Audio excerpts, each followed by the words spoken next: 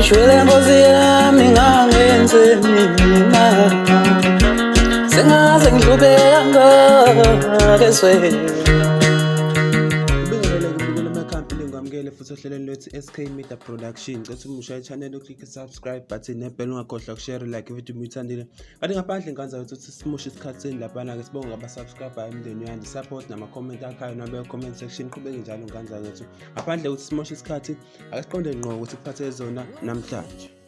Sesiphinde sabuya ke mbukeli sikuphathele indaba lapha sithi eyitrendayo ke ku social media khona la endimeni yamaskandi. Leli qophelo namhlanje ke mbukeli ngiphethe udaba lapha sesekhweladi lika kamabhinqa kowesifazane othile amsola ke ngokuthi ke lapha uhlabalaza amaqhawe amabili kamaskandi abizwa ngontencane ezondi kanye lapha nenkosiyamagcokama.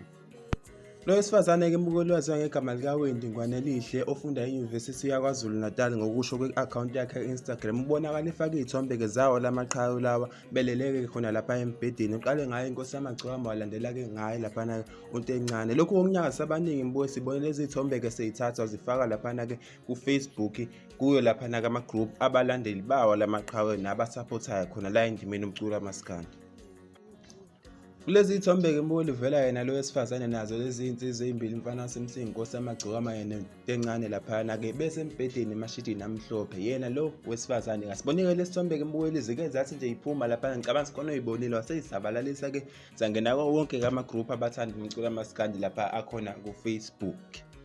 Abalandeli ke bakaMaskandi mbukeli babe nembono engafani ngalolu daba emva kokuba trendele le poster lenkosazana le khona la einkundleni zokuxhumana. Bonke lapha abanye bebedine beveva ke lapha emva kwesenzo sale lenkosazana nithi hlambalaza ke amaciko uMaskandi sike phike isidingo lapha ukuthi ke ungathi mulale nazo lezi insizwe zombili uphinde uyishuthe uyifake lapha ke einkundleni zokuxhumana njengo Instagram. Kanti abanye bebesola ukuthi lapha ke angeke kuze ngenzeka ukuthi le account mhlawumbe ihackiwe noma mhlawumbe i-fake account umuntu bevele efuna ukwenza ukuhlambalaza. Ngithe mangichecka nganza ukuthi manje ngathola ukuthi i-account ayisatholakala mangisesha ku-Instagram. Kuni lapha ku-Instagram intencane live ekhuluma nge-EP yakhe abantu bebelokhu bemfunze njalo lolu daba lolize noma ke lo mlilo uzama ukubhula ngokuthi lapha ke vezeke lapha enye intwana yakhe ikhombisa ukuthi cha yena akekho into enzomjolo bakithi kodwa yize abantu bebemfunze njalo lo mbuzo lo kodwa akatholakala ke kuphawula. Inkosiyamagcokama mbukeli isithombeni semangihlaziya lesi sinenkosiyamagcokama ayiveli inkosazana le kodwa yizeke noma abalandeli bayo bese bezama lapha ukufihla beqhibe lapha nalapha kodwa ke